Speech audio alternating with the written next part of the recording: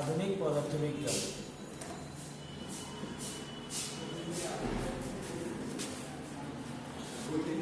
আধুনিক পদার্থবিজ্ঞান আপেক্ষিকতা তথ্য কত সালে আবিষ্কার হয়েছে?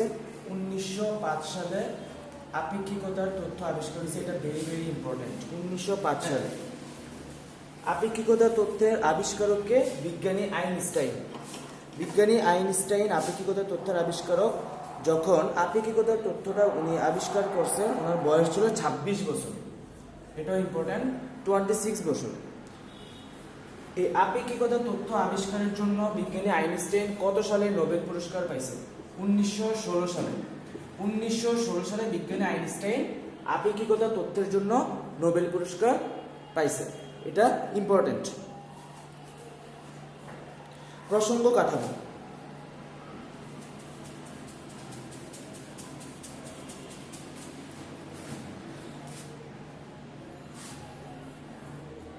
প্রসঙ্গ কাঠামো দুই প্রকার।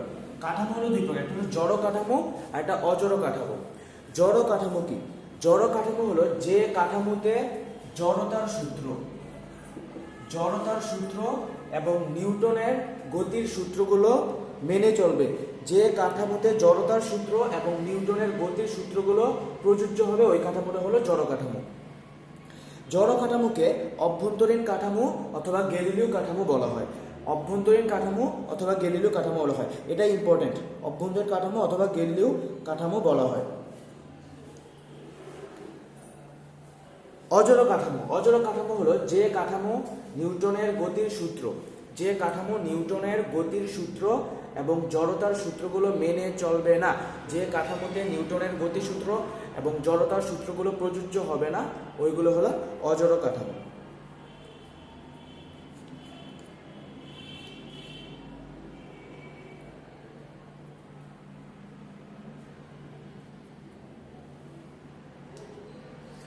জড় কাঠামোতে একটা কাঠামো, এটা হলো এস কাঠামো, এটা হলো এস প্রাইম কাঠামো। এই এস প্রাইম কাঠামোটা যখন এস কাঠামোর সাপেক্ষে সমবেগে গতিশীল হবে তখনই ওই কাঠামোতে নিউটনের গতির সূত্র এবং জড়তার সূত্রগুলো প্রযোজ্য হবে। সমবেগে গতিশীল হলে তাহলে জড় কাঠামোতে সমবেগে গতিশীল হবে। সমবেগে গতিশীল মানে হলো জড় কাঠামোতে ত্বরণ ইকুয়াল টু 0 হবে। ত্বরণ শূন্য মানে হলো বাহ্যিক বল F equal to ma, F এর মানটাও কি 0 হবে। তাহলে জড় কাঠামো সমবেগে গতিশীল হবে, ত্বরণ শূন্য হবে, বাহ্যিক বলও শূন্য হবে। আর অজড় কাঠামোটা হলো সমত্বরণে গতিশীল হবে। একটা কাঠামো এস প্রাইম, এই এস প্রাইম কাঠামোটা এস কাঠামোর সাপেক্ষে সমত্বরণে গতিশীল হবে। সমত্বরণে যখন গতিশীল হবে তখন এটা হবে অজড় কাঠামো। এবার হলো মাইকেলসন মর্লির পরীক্ষা। এটা মেডিকেলের জন্য ইম্পর্টেন্ট। সালটা হচ্ছে মাইকেলসন এবং বিজ্ঞানী মর্লি। তার যে এক্সপেরিমেন্টটা করছিল এই এক্সপেরিমেন্টটা কিসের জন্য করছিল? কিসের প্রমাণের জন্য? ইথারের উপস্থিতি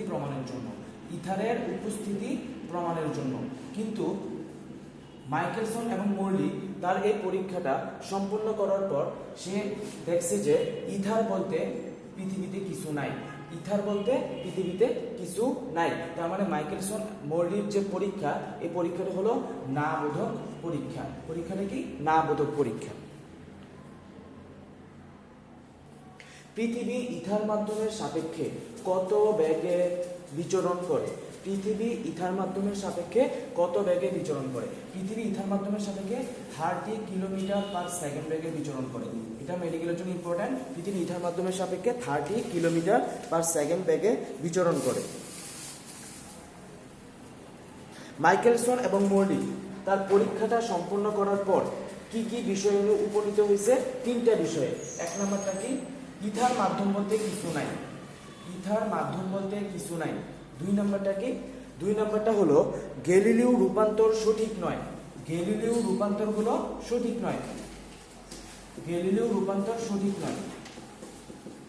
নম্বরটা হলো আলোর বেগ কনস্ট্যান্ট, আলোর বেগ ধ্রুব রাশি।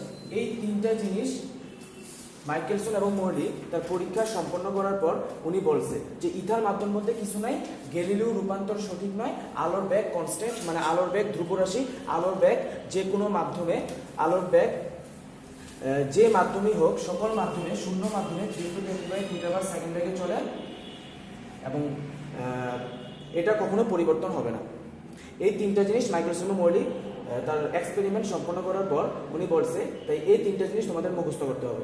এই তিনটা জিনিস পরীক্ষা এভাবে দিয়ে দেবে যে মাইকেলসন এবং মর্লি তার পরীক্ষা সম্পন্ন করার পর নিচের কোন উক্তিটি সঠিক নয়, তো এই তিনটা জিনিস মুখস্থ করতে হবে। আপেক্ষিকতা তত্ত্বের আবিষ্কারককে, এটা ভেরি ভেরি ইম্পর্টেন্ট, বিজ্ঞানী আইনস্টাইন আপেক্ষিকতা তত্ত্বের আবিষ্কারক। আপেক্ষিকতা তত্ত্বকে দুইটা বিষয়ে ভাগ করছে বিজ্ঞানী আইনস্টাইন। একটা হলো কি সাধারণ তথ্য, একটা কি সাধারণ তথ্য, দুই নম্বরটা হলো বিশেষ তথ্য। সাধারণ তথ্যটা হলো পরস্পরের তুলনায় ঊর্ধ্ব বা নিম্ন গতিশীল বস্তুসমূহ বা সিস্টেম নিয়ে আলোচনা করা হয়েছে। পরস্পর ঊর্ধ্ব এবং নিম্ন গতিশীল বস্তু, মানে জেনারেল যে কনসেপ্টগুলো আছে এগুলো নিয়ে আলোচনা করছে, যেমন সূর্য, চন্দ্র, নক্ষত্র, এগুলো নিয়ে আলোচনা করা হয়েছে আপেক্ষিকতার সাধারণ তত্ত্বে। তাহলে এটা ইম্পর্টেন্ট। বিশেষ তত্ত্বটা হলো পরস্পরের তুলনায় সঞ্চালনশীল বা অসঞ্চালনশীল বস্তু বা সিস্টেম নিয়ে আলোচনা করা হয়েছে আপেক্ষিকতা বিশেষ তত্ত্বে। পরস্পরের তুলনায় সঞ্চালনশীল বা অসঞ্চালনশীল বস্তু নিয়ে আলোচনা করা হয়েছে আপেক্ষিকতা বিশেষ তত্ত্বে। মানে কাঠামো, একটা এস কাঠামো আর একটা এস প্রাইম কাঠামো।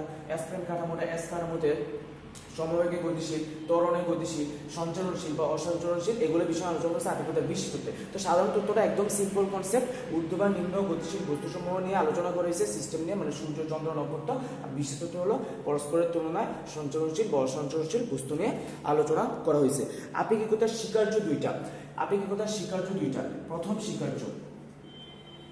প্রথম স্বীকার্যটা হলো জড় কাঠামোতে বা গ্যালিলিও কাঠামো। জড় কাঠামোর আরেক নাম হলো গ্যালিলিও কাঠামো।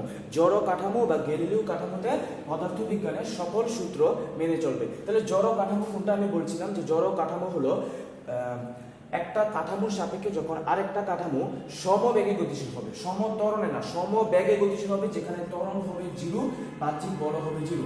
সমবেগে গতিশীল কাঠামোটা হলো জড় কাঠামো। এই জড় কাঠামোতে পদার্থবিজ্ঞানের সকল সূত্র, জড়তার সূত্র, নিউটনের গতির সূত্র, সকল সূত্র প্রযোজ্য হবে। দ্বিতীয় স্বীকার্যটা হলো শূন্য স্থানের সকল পর্যবেক্ষকের নিকট আলোর বেগ ধ্রুবরাশি। শূন্য স্থানের সকল পর্যবেক্ষকের নিকট আলোর বেগ ধ্রুবরাশি।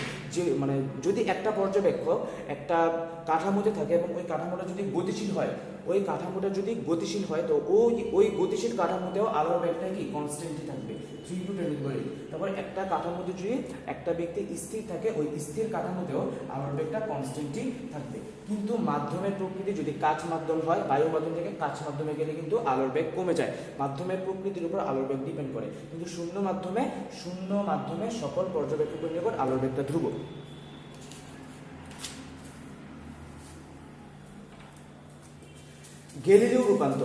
গ্যালিলিও রূপান্তরে বিজ্ঞানী গ্যালিলিও বলছে এটা এস প্রাইম কাঠামো। এই এস প্রাইম কাঠামোটা এস কাঠামোর সাপেক্ষে সমবেগে যখন গতিশীল হবে, তখন এই এস কাঠামোতে যদি একটা বিন্দু থাকে পি এক্স ওয়াই জেড, এই এস প্রাইম কাঠামোতে আরেকটা বিন্দু আছে P X prime Y prime Z prime, তাহলে এই এস কাঠামো থেকে এস প্রাইম কাঠামোটা ভি বেগে গতিশীল হওয়ার পরে টি সময় পরে এস প্রাইম কাঠামোটা যে দূরত্ব অতিক্রম করবে এটা হলো ভিটি দূরত্ব অতিক্রম করবে। তাহলে এই এক্স প্রাইম নতুন বিন্দু, যে এক্স প্রাইমের স্থানাঙ্কটা চেঞ্জ হয়ে বিজ্ঞানী গ্যালিলিও বলছে এক্স প্রাইম ইকুয়াল টু কি হবে, এক্স মাইনাস বিটি। তো এই এস প্রাইম কাঠামোটা এস এর সাপেক্ষে এক্স অক্ষ বরাবর গতিশীল ছিল। এক্স অক্ষ বরাবর গতিশীল হওয়ার কারণে এই এক্স প্রাইমের স্থানাঙ্কটা চেঞ্জ হয়ে গেছে। এক্স প্রাইমের স্থানাঙ্কটা হলো কি, x prime equal to X minus বিটি হয়ে গেছে, যেহেতু এস প্রাইম কাঠামোটা এস অক্ষের সাপেক্ষে এক্স অক্ষ বরাবর গতিশীল। এক্স প্রাইমটা চেঞ্জ হয়েছে, কিন্তু ওয়াই আর জেড অক্ষ বরাবর গতিশীল না হওয়ার কারণে Y prime equal to Y হবে, Z prime equal to Z হবে। যদি ওয়াই অক্ষ বরাবর গতিশীল হতো তখন হতো Y prime equal to Y minus BT, তখন এক্স প্রাইম ইকুয়াল টু এক্সই থাকতো। জেড অক্ষ বরাবর গতিশীল হলে জেড অক্ষ বরাবর যখন গতিশীল হবে তখন কি হবে, Z prime is equal to Z minus BT, Y prime is equal to Y, X prime is equal to x.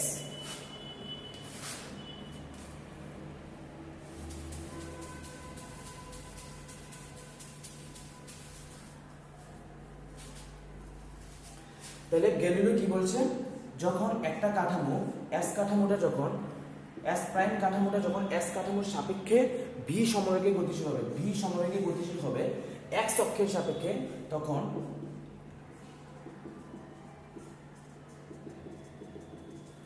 এই এক্স প্রাইম বিন্দুর স্থানাঙ্কটা চেঞ্জ হয়ে হবে X prime is equal to X minus BT, কিন্তু Y prime is equal to Y থাকবে, Z prime is equal to Z থাকবে।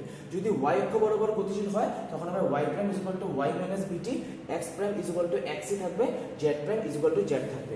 তো Galileo এই রূপান্তরটা একটু সংশোধন করছে লরেঞ্জ, বিজ্ঞানী লরেঞ্জ। তাহলে গ্যালিলিও রূপান্তরটা সংশোধন করছে কোন বিজ্ঞানী? বিজ্ঞানী লরেঞ্জ।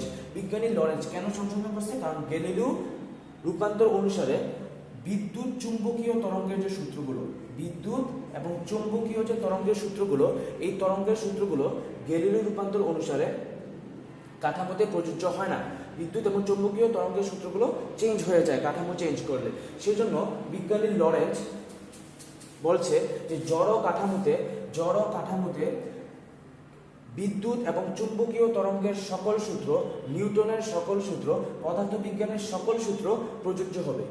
কিন্তু গ্যালিলিও বলছিল কি, বিদ্যুৎ এবং চুম্বকীয় সূত্রগুলো বাদে সকল সূত্র প্রযোজ্য হবে। কিন্তু লরেঞ্জ এটাকে সংশোধন করে বলছে জড় কাঠামোতে বিদ্যুৎ এবং চুম্বকীয় তরঙ্গের সূত্রগুলো সহ নিউটনের গতির সূত্র, জড়তার সূত্র, সকল সূত্র প্রযোজ্য হবে। তো বিজ্ঞানী লরেঞ্জ এই সূত্রটা সংশোধন করে x prime is equal to x minus vt এটাই রাখছে, কিন্তু নিচে root over 1 minus v square by c square এটা যোগ করে দিয়েছে। যখন এই হরটা root over 1 minus v square by c square এই হরটা যখন যোগ করে দিয়েছে, তখন বিদ্যুৎ এবং চুম্বকীয় তরঙ্গের সকল সূত্রই জড় কাঠামোতে প্রযোজ্য হয়।